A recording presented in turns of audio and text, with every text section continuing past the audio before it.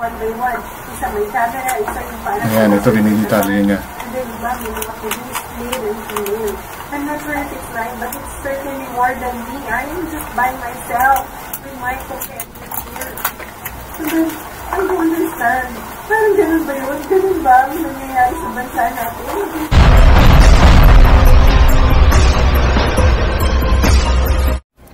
Sa mga na hindi pa nakakapanood, nagsasabing nagdadrama lang itong si Atty. Zuleika Lopez. Ito po ay yung actual na Zoom meeting nila ng mga supporters ng Duterte family. Dahil nga sa nangyaring yon, nagkaroon. I'm not too sure kung paano sila nag-come up dito sa Zoom meeting, pero nandirito po yung ilang detalye ng mga pangyayari na galing mismo kay Zuleika Lopez dahil nga sa pag-serve sa kanya ng notice of transfer sa Women's Correctional na naging cause para siya ay hospital dahil sabi nga ng iba nagtadrama lang daw siya. So ito po yung part ng video na kung saan kinuha ko po yung ilang part na nagdi-detail siya, nagkukwento siya ng mga pangyayari at kung ano yung naramdaman niya. Kayo na po ang maghusga kung ito ba yung nagdadrama lang. So bago ko po i-play yung video na yan, welcome sa aking channel. Kung bago pa lang po kayo sa aking channel, please don't forget to like, share, and subscribe na rin po and pakihit ng notification bell para maging aware kayo sa aking mga upcoming content. Any comment, suggestion, or recommendation, please leave it on our comment section. And issue lang po tayo, walang personalan. Wala po akong kinikilingan, hindi po ako BBM or PPRD or BP Sara. Ang sa akin lang po rito, doon tayo lumagay sa totoo, no? Hindi po para alam na nating mali, itatama pa natin. Diba? Mayroon naman po tayong mga sarili-sariling pangunawa. So, alamin po muna natin kung ano yung totoo. Okay? So, dito sa video pong ito, ang aking ipapakita, yung ilan nga pong detalye dito sa mga naganap na Zoom meeting na yon, na kung saan ipinaliwanag ni Atty. Lopez yung mga nangyari at paano nyo nakita. Ako, personally, I don't think this is still a drama. Parang ang hirap na drama nito. Kung ganito yung drama, ayoko na. Magaling siyang artista kung totoong drama lang to. So, let's play that video. Okay? So I do not understand why they just go to your room, get your phone, and then just tell me that they remove you. So, Women's Correctional, I don't know. So, kinuha pa yung telepono niya rito eh. Okay? Ito base sa kwento ni Inday Sara. Kinuha yung telepono ni Atty. Lopez. So, nung walang naglalabas, nung nagsabi si Inday Sara na kakasuhan sila ng pagnanakaw, may lumabas na telepono. Pero yung teleponong lumabas, hindi yun ang telepono ni Atty. Lopez. But eventually, I'm not too sure kung paano lumabas yung talagang telepono ni Atty. Lopez, pero may ganong pagtatangka na kunin ang kanyang telepono. For what reason? There's a lot. Diba? Because one thing na sigurado akong iisipin ng kahit sino, may mga information doon na pwedeng magpatunay na about their speculations. Diba? Maraming pwedeng isipin, but for sure, yun yung unang isipin. And bakit yun ang kukunin? Ano ba yun? iPhone 16? Napag-interesan ka agad. Ganun ba yun? So, yun po yung isa sa pwedeng mayari. And yun nga, information. They know na maraming information doon. Ano lang naman to? Di ba? Kahit sino, yun yung unang isipin. Bakit ninyo kinuha yung telepono? Kung ang purpose ninyo is ilipat yung tao sa kulungan. Di ba? So, isa yan sa naipaliwanag ni Inday Sara. Don't people get rights anymore? I am a person that I am trying to offer you. But they just hold you there. And I'm not really So, yan ba yung nagdadrama lang? Mahusay pala magdrama itong si Atty. Lopez. No? Kasi halos hindi na nga makapagsalita yung tao eh. sa sama ng loob at takot na naramdaman. Dahil sa ginawang yun, this oras ng gabi, magsiserve ka ng notice of transfer. Napakasipag pala ng mga congresswoman at congresswoman natin, ano? Takay mo, nagtatrabaho kahit walang overtime. Di ba? Nakapag-come up sila ng conclusion para kung anong gagawin dito kay Attorney Lopez in the middle of the night. Rizal. Ay nako, alam nyo, totoo to, ito yung maling move na ginawa ng mga tao sa Kongreso. Ang ginawa nilang pagmamadali. Bakit kaya nagmamadali? Maglilitis pa naman kayo bukas, Monday, di ba? Grabe namang threat yun. Ano ba to? Terorista? Para i-secure nyo ng husto. Ito't halos mamatay-matay na sa nervyos to.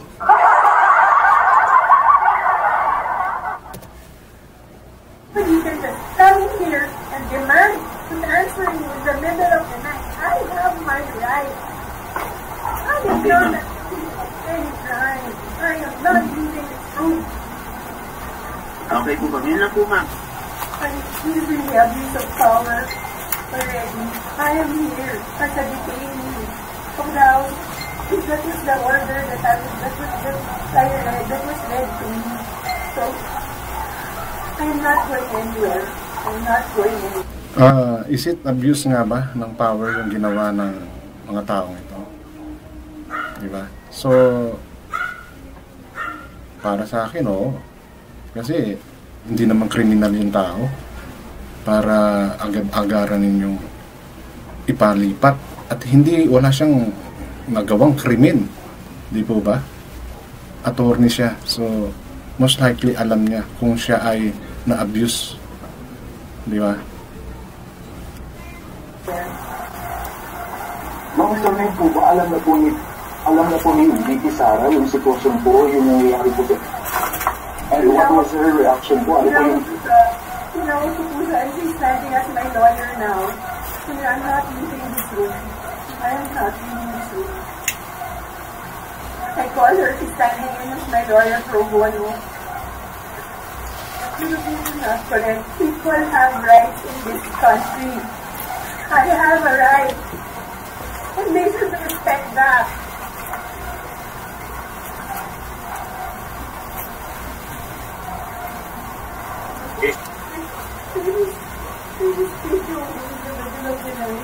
What the more decent thing to do is to tell you, like, during business hours, what do they want? They just want you to go with you. They just want them to sumama ka na lang, and they will do what they want with you. Tama ba yan? So people have rights in this country. I don't understand. I really don't understand.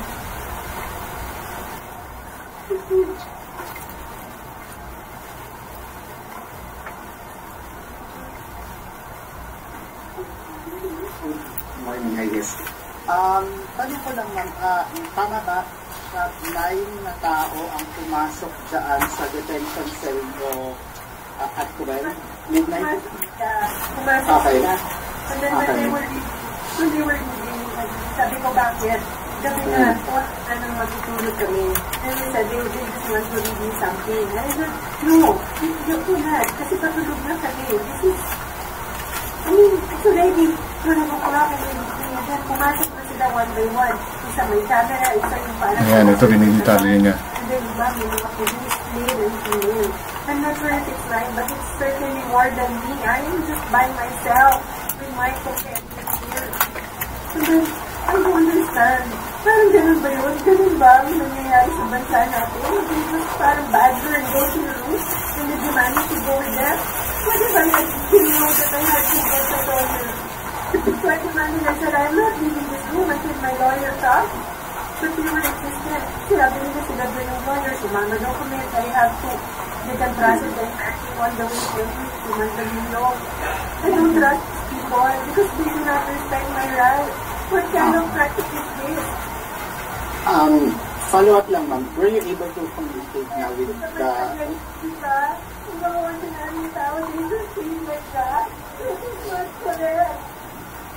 Okay, follow up lang, ma'am. Were you able to, or anyone from your party, were able to communicate with Congressman Joel Chua, the chairperson? I mean, siya yung signatory, I believe, doon sa order na yun. Kay Congressman Joel Chua. Yes, okay. Were you able to communicate with them or anyone from this office? No, not yet. I got really scared. Kasi I think anytime now they will parang break this door and just take me away. Guys, You know, ako sila dito yung double death na death. Parang hindi sila makapasok. I'm so scared.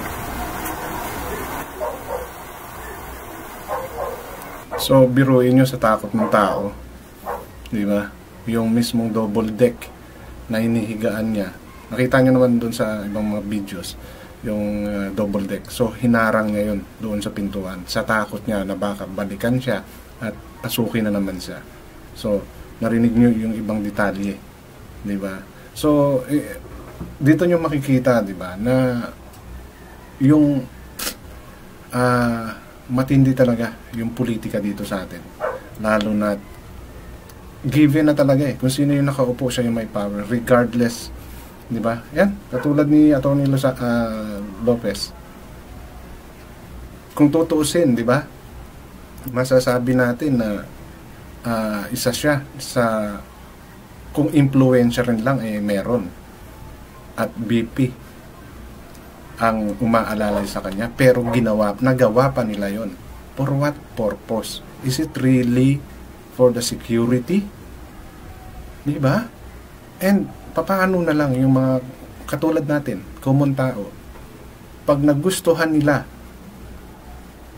na ikaw ay trabahuin, ito yung nangyayari. Di ba? Kitang-kita So paano pa tayong mga ordinaryo? So, paulit-ulit na sinasabi ni Atty. Lopez na nasaan na talaga yung rights, di ba? They are speaking of the rights. Yan yung lagi nilang ipinaglalaban, especially doon sa mga naging biktima daw ng EJK. Paano yung ganitong rights? May impluwensyang tao pa yan. Masasabi natin may impluwensyang tao talaga si Atty. Lopez because of BP Sara. Pero bakit? Di ba? So malaki talaga ang problema natin pagdating sa politika dito sa Pilipinas. Na kahit hindi mo isipin na walang nag-uutos, imposible kasi. Di ba? Imposible. For you to work your ass the whole night just to serve a notice of transfer doon sa taong hindi naman kriminal. Di ba? So, yun yung malaking question na until now hindi nila sinasagot. At lagi nilang binabalikan yung mga ginawa ni Sara Duterte. Di ba? Sara Duterte acted as a boss ng kanyang staff na siya ang nagpapa-attend. O sige, sasabihin nyo na naman bakit kasi hindi siya ang umattend. So, may video din po dyan na tingin ko, that's the reason na kaya siya umiiwas at yung mga tao niya na lang yung pinapa-attend niya because maybe it's too confidential to tell. So, kaya lang nasobrahan na siguro sila at kung totoo man na magnobya tong dalawa, na may relasyon tong dalawa, di na-trigger ninyo yung tao. Diba?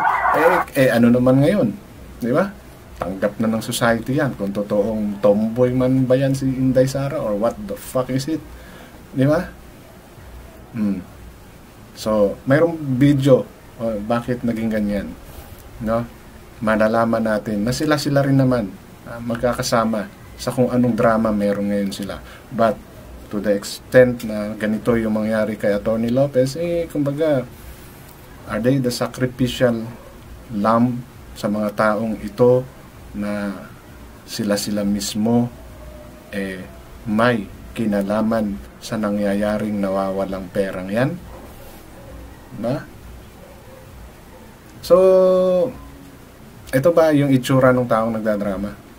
At mayroon pa mga video na magpapatunay ako, para sa akin, hindi to drama. Grabing drama to. Tinalo ni Atty. Lopez yung mga sikat na mga drama artist natin. Sila Maricel, Sharon, lahat ng mga magagaling. Dahil, di ba? Nakita ninyo kung paano sila tinutukan ng buong mundo, hindi lang ng Pilipinas, no? Dahil sa galing ni Atty. Lopez magdrama. So, yun lang po yung gusto kong i-share sa video ko na to. And inuulit ko po, issue lang tayo, walang personalan. I'm not in any sides. Okay? Ako po doon lang sa totoo at sa nakikita akong mali. So, hanggang dito na lamang. Maraming salamat.